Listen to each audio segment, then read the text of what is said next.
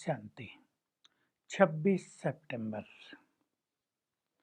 बाबा हम सबको याद दिलाते हैं, रोज याद दिलाते हैं। बच्चे, ये संसार एक विशाल नाटक, 5000 वर्ष का नाटक है। अब ये पूर्ण हो रहा है। अब मैं आ गया हूँ तुम्हें घर वापस ले जाने के लिए। मैं तुम आत्माओं को ले जाऊंगा। इसलिए इस देहभान को छोड़ते चलो। ये तुम्हारा वस्त्र है। तुम आत्मा चेतन हो, इस स्मृति में रहो। अशरीरी होने का अभ्यास करो। सबको आत्मा बनकर वापस बाबा के साथ चलना होगा।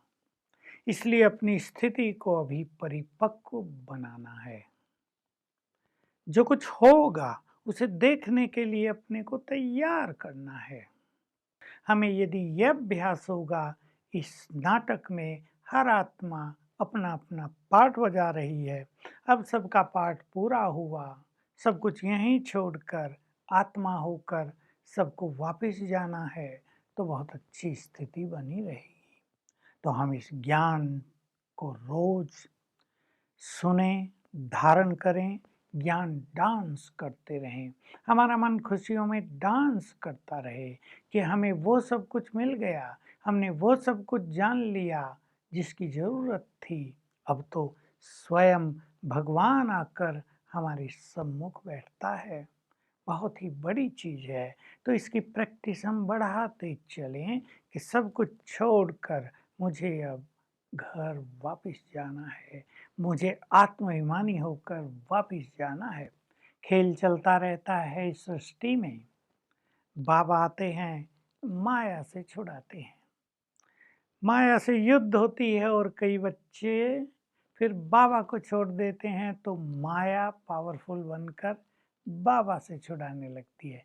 बाबा माया से छुड़ाते हैं, माया बाबा से छुड़ाती है। लेकिन फाइनली, क्योंकि बाबा ही सर्वशक्तिवान है, अगर हम उसकी शक्तियाँ लेते रहेंगे तो माया हमसे दूर होती जाएगी और पुनः कभी भी माया के वश होने का समय नहीं आएगा। संगम युग का ये अनमोल समय है। इसमें हमें जन्म जन्म की कमाई करनी है। इस समय को हमें स्वयं भी महत्व देना है। छोटी छोटी बातों में, छोटे छोटे चिंतन में ये अनमोल समय हमारा बीतता न जाए।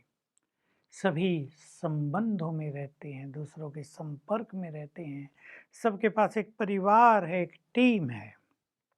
संबंधों में जब हम आते हैं दूसरों के साथ, तो हमें ये चेक करना है, हम भी संतुष्ट हैं, सब हमसे संतुष्ट हैं। हमारे संगठन में, हमारे परिवार में संतुष्टता का माहौल है। हम बहुत हल्के रहते हैं। अपने अपने परिवार में खुशी और हल्केपन का माहौल बना दें। आप सब हल्के रहें, खुशियों में जीवन व्यतीत करते चलें, प्रेशर में न जिएं, किसी के अभिमान और क्रोध के प्रेशर में न जिएं। जिन घरों में एक व्यक्ति में भी इस तरह के संस्कार होते हैं, वहाँ लोगों को, रहने वालों को संतुष्टि नहीं होती। न उस व्यक्ति को संतुष्टि होगी, वो भी बहुत असंतुष्ट रहेगा। न दूसरों को उससे संतुष्टि होगी। हम सभी अपने को चेक कर लें। हमारे बोल दूसरों को असंतुष्ट तो नहीं करते? हमारा क्रोध कहीं असंतुष्टता का कारण तो नहीं है? हमारा मैंपन कहीं हमारे संगठन में बिखराव तो नहीं लाता है?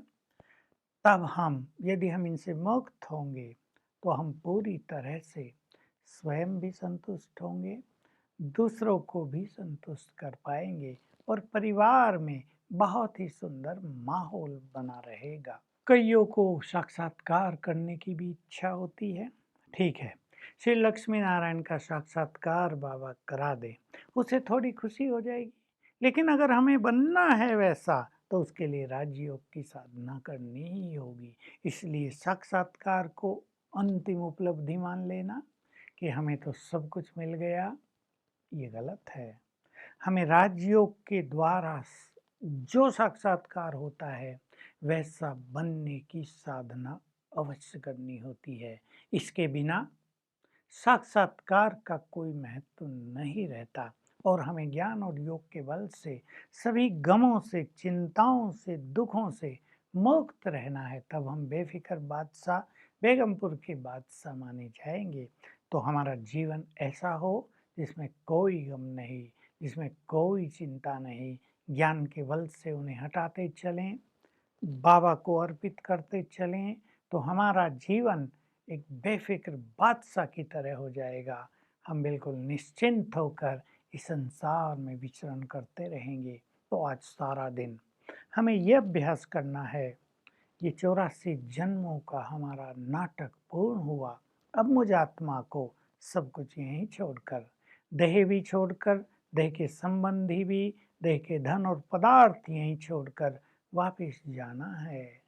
और देखेंगे अपने को, मैं बाबा के साथ वापिस जा रही हूँ। बैठ गए परम धाम में, ऊपर बाबा है, नीचे मैं हूँ।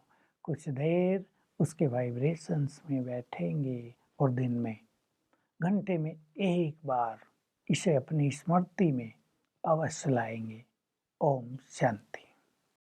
To watch Peace of Mind channel videos on YouTube, subscribe us on youtube.com/tvpeaceofmind.